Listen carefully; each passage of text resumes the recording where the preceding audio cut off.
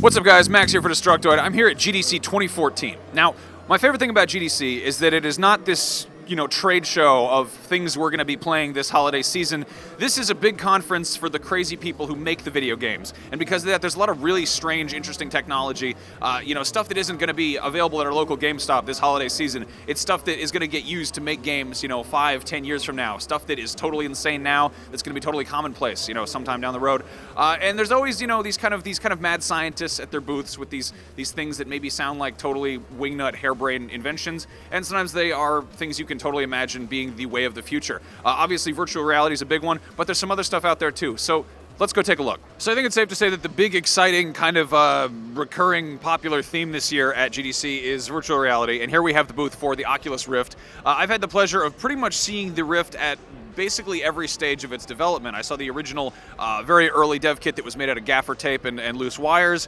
I saw the dev kit they put out. I saw the kind of low res, and then later the higher resolution one. This is the Crystal Cove version. This is going to be actually the second version of the dev kit. They're releasing it for $345 to developers. Apparently, there are 60,000 of the previous dev kits out in the wild being worked on. So.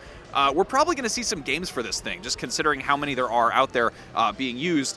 What they've got going on here new with this one is there's now a little camera that fully tracks the Oculus Rift's movements. So your head movements are now taken into consideration. You can wiggle your head around. You can, you nod, and You still look kind of silly, but you can't see because you got a thing on your face. Now, obviously, the big concern in a lot of people's minds is when can you get one? When is it out? When is it happening? And I asked the guys about it, and their official comment was, if it's not out by 2016, we're fucked. I mean, that's actually what they told me. That was their words. So, yeah, there you have it. They're clearly, doing their homework there. They're, crunching along and making more and more iterations. It's going to be really, really interesting to see what happens when this thing, gets released to the public as an actual consumer device. And I'm told that this particular version we're seeing right here, it is not going to be leaps and bounds from this one for the final version. It's going to be tweaks. So we're nearing completion here. It's just a matter of time. I don't know. VR headsets, guys. So motion controls are one of those things that tend to make gamers sort of groan because they're totally passé. We saw the Wii show up, almost a decade ago at this point, and that was you had to hold things, and then the Kinect showed along, and you didn't need to hold anything. You just used your hands. You still had to buy a Kinect though. And now here's this company called Extreme Reality, which has figured out how to basically turn any camera into a Kinect. It is software that recognizes kind of your skeleton. I mean, your body's shape, and then tracks that and allows developers to incorporate motion commands in iPad games, Android, basically any kind of a camera, which is kind of nuts to think about. It'll be interesting to see if this technology actually catches on. I know a lot of people are sort of shrug about motion controlled stuff. Having to basically regret your Kinect purchase further. That could be a thing, but I mean, it'd be kind of nuts to think if they started making dance games for the iPad. Just set it up in the front of your living room and then do your stuff in front of it. That could catch on. So on the opposite end of the spectrum from Extreme Reality, we have the Virtuix Omni, whereas Extreme Reality is trying to take motion controls and have them as integrated and peripheral-less as possible. Here is a large sort of treadmill platform that you put on special shoes for, which then integrates with the Oculus Rift so that you are completely in the game. I actually tried this out for myself. My experiences probably aren't the average ones because I am about 6.5 feet tall, and therefore I'm actually too tall for the harness that you're supposed to wear in there, so I was kind of holding onto the railing with one hand, limping around like Sarah Connor at the end of Terminator 2. But I gotta say, it's a pretty cool concept. This exact model actually is going on sale really soon. It sells for $449, which is kind of incredible. That's actually cheaper than an Xbox One. But then, of course, the Oculus Rift is sold separately, and that's still not available to the public. But yeah, do you like getting tired when you play shooters? Because if you do, then this is for you. It's actually a surprising amount of workout. I would say the process of moving, while it looks sort of like you're just going to be walking, it's much more like cross-country skiing, like kind of using like a Nordic track while wearing very slippery little shoes in a saucer sled. But yeah, if immersion is your thing, this could also be your thing if you have $449.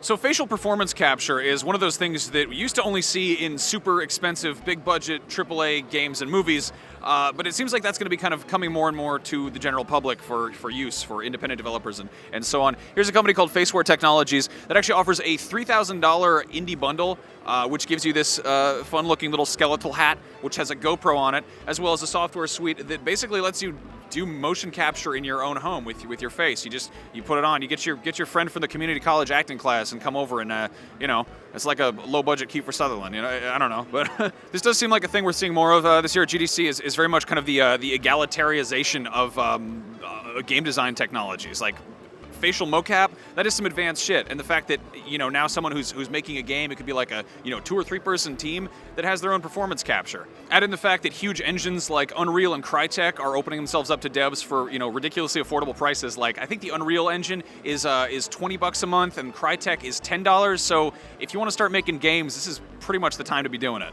So easily the big surprise announcement of GDC this year was Sony's Project Morpheus, which is them throwing their big VR hat into the ring. I just got a chance to try this out. Totally went in cold. I'm very, very impressed. I played a demo where it's basically Whiterun and Skyrim. You're in this little kind of courtyard, and you have swords next to you. And with the PlayStation Move controllers, you look down, and you can pick up the swords and then fight this dummy with them. This is an extremely good demo. Like, this is a really good way of showing off exactly how well this thing works, along with the PlayStation Move controllers, which I think get a bad rap. I think those things are pretty cool. They just were utilized really terribly. But if this is any indication, we might be dusting those things off and plugging them in sometime soon. There are a couple other demos I didn't get to see. There's the Eve Valkyrie game, and then there's another one that apparently involves being in a shark tank and a shark eating you, which I'm actually really glad I didn't check out because it sounded scary.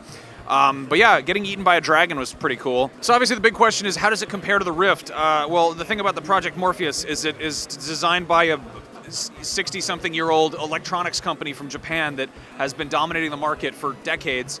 And the Rift was made by a 23-year-old genius who wears sandals.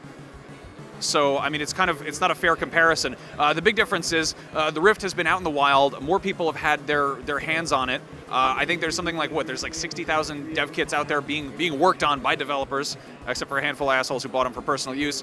But I mean, we're gonna see a much wider range of software for the Rift, and it's also the fact that that's made for PC and for Android, whereas this is a Sony product and presumably will be primarily for the PS4. The Morpheus is definitely really, really cool, and I can safely say that I really, really want one. But I mean, I also want a Rift and a super high-end gaming PC too, so you kind of can't have it all. I'd say probably the biggest thing the Morpheus has going for it compared to the Rift is that it doesn't mess your hair up as much, which is one of my main concerns when I'm doing anything, is whether or not the thing I'm about to use will mess up my hair. So there you have it, kind of a cross-section of the more interesting stuff at GDC. Kind of gives you an idea of where things are going, what is available in the world of game design.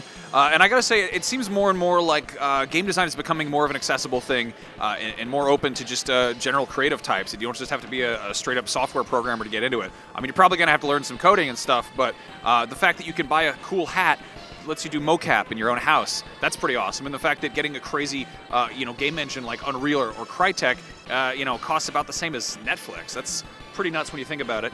And then, of course, there's stuff like Unity, and there's the fact that big publishers like Sony and Microsoft are getting pretty down with indie stuff. And then, of course, there's the fact that there's fun treadmills and stuff that you can run on, and virtual reality hats that you can wear, and it's immersive.